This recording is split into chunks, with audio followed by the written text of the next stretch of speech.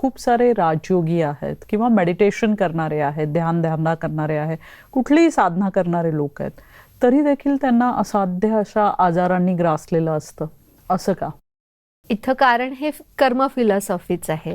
कारण या जन्मामध्ये ते चांगलं जीवन जगत आहेत, निर्व्यसनी जीवन जगत आहेत, सात्विक आहार घेत आहेत आणि सात्विक विचार करत आहेत, श्रेष्ठ कर्म करतायत. परंतु जसं म्हटलं की आपण पूर्वी केलेल्या कर्माचं फळ तरी भोगावंच लागतं ना. असं नाही की तुम्ही या जन्मामध्ये श्रेष्ठ कर्म केलं म्हणून पूर्वी केलेल्या चुकीच्या कर्माचं फळ तुमचं न्यूट्रल होतं. आता तुम्ही जे चांगलं कर्म करताय त्याचं चांगलं फळ मिळणार आहे तुम्हाला, पण जे चुकीचं कर्म केलंय त्याचे चुकीचे परिणाम तर भोगावे लागणारच आहेत ना.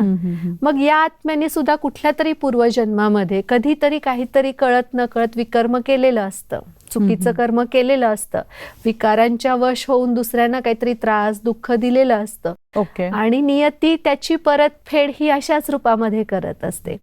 परंतु राजयोगी असण्याचा फायदा हा होतो की कुठलाही मोठा जरी आजार झाला तरी माणूस आतल्या आत त्या आजाराशी युद्ध नाही करत.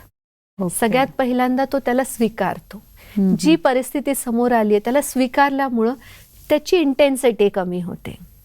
जसं की जानकी दादी खूप वेळा म्हणायच्या, दादीना कधी कधी कुणी विचारायचं की कधी दादी थोड्याशा आजारी पडल्या किंवा खूप दादींचं एक्झर्शन झालं तर दादीना विचारायचे की दादी आपको दर्द नहीं होता है?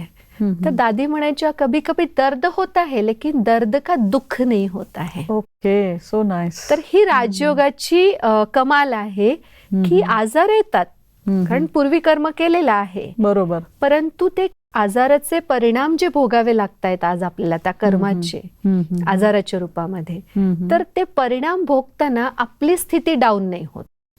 आपण खूप आनंदाने फेस करतो, खूप शांतीने पेशन्सली फेस करतो. म्हणजे त्याचा त्रास कमी होतो. हो, त्याची जी इंटेन्सिटी आहे ती कमी होते आणि त्याची फिलिंग येत नाही. एक्झॅक्टली असं म्हणू शकतो. हा, आणि त्याचा फायदा काय होतो तर खूप वेळा आपण बघतो काही पेशंट्स असे असतात की जे लवकर त्यांची बॉडी कुठल्याही आजाराला किंवा ट्रीटमेंटला प्रतिसाद देत नाही.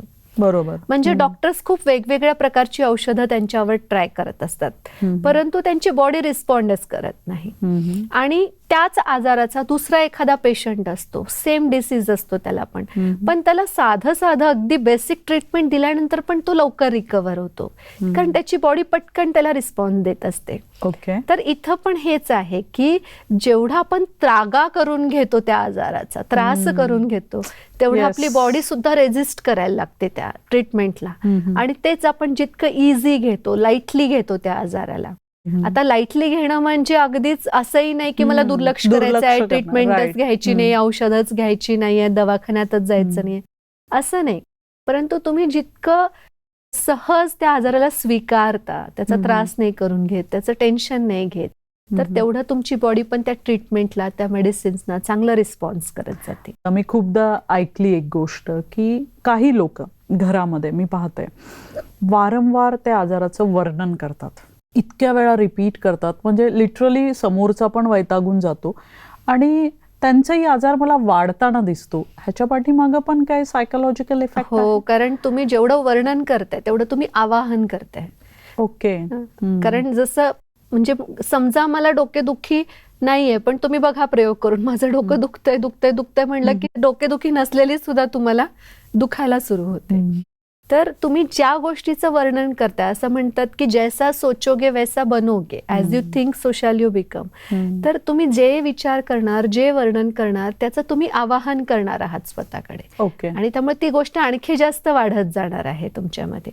ती पॉझिटिव्हली निगेटिव्हली, समजा एखाद्याचं दुखत असेल त्यांनी वारंवार तेच बोललं तर ते होणारच. हो, आणि मी ठीक आहे असं तो म्हणत असेल तर तो ठीक होणार आहे लवकर. म्हणजे ही सुद्धा एक टेक्निक आहे ना, मेडिटेशनची ही एक टेक्निकच आहे ना, आपण असं म्हणू शकतो ना. हो, आणि म्हणून कसं असतं, असं म्हणतात की उलटी बेसिन मध्येच करावी, म्हणजे योग्य ठिकाणीच करावी. तसं डॉक्टर समोर आजाराचं वर्णन करणं आवश्यक आहे. तिथं आता तुम्ही वर्णन नाही करून चालणार नाही, परंतु योग्य व्यक्तीकडे योग्य वर्णन करा. पण सगळीकडे जर तुम्ही वर्णन करत बसलात तर तुम्ही त्याचं आवाहन करताय. त्यामुळं पेशंटने सुद्धा त्याचं वर्णन नाही केलं पाहिजे. आणि बऱ्याच वेळा आपण बघतो की जेव्हा अनेकांपर्यंत ही गोष्ट पोहोचते, अमुक एक व्यक्ती आजारी आहे, मग सगळेच त्याला बघायला येतात, भेटायला येतात आणि मग न कळत कुठेतरी सगळ्यांच्या मनामध्ये त्यांच्याविषयी पण निगेटिव्ह संकल्प, विचार चालायला लागतात.